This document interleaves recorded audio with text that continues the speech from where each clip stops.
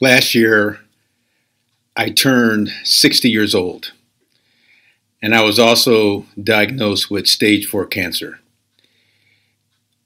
My doctor told me to get my affairs in order, and people asked me how I was planning for the end of my life.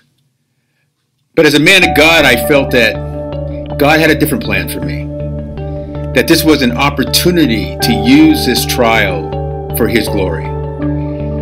So I decided to focus this last year on fighting the battle and honoring God with what many people felt was a life-ending disease.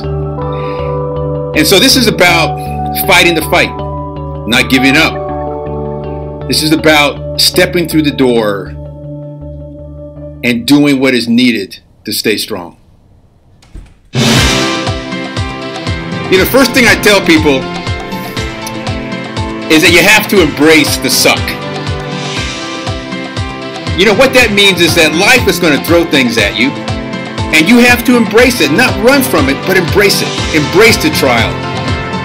Each day that I get up, I am in pain. Each day that I get up, I have a choice.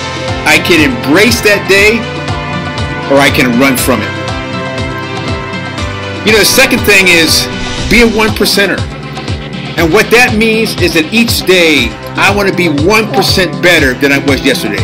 One more step, one more lap in the pool, one more repetition. If I am 1% better each day, and then at the end of the time, I'm going to be that much better. The next thing is to not let your setbacks cause you to sit back. Look, we're all going to have hard days. There are times that life is tough. But God calls us to endure. He calls us to persevere. So don't let your setbacks cause you to sit back, but instead use them for a comeback. Keep striving. Keep going. Never give up. Never quit. Use your setbacks for a comeback. The other thing is to never quit. You're tired, you're worn out. You don't quit. You keep going.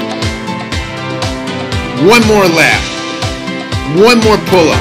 Get out of bed. Get going. It doesn't matter where you start. It only matters where you finish. So never quit.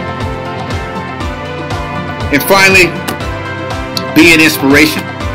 Live your life in such a way that when people want to give up, they think of you and they keep on going.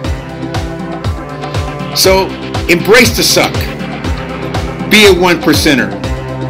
Don't let your setbacks cause you to sit back, but use it for a comeback. Be inspirational, and finally have faith. I mean, not faith in yourself or other people, but faith in God. The God of the universe who created you and who has you right in the palm of His hand. So, for me, the end of my life on earth will not be the result of my actions, wise or unwise, or the actions of others, good or evil.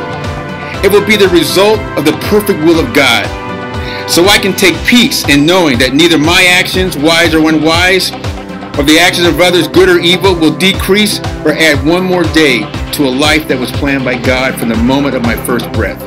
I am immortal till the day that God decides my work on earth is done. Then and only then will He call me home.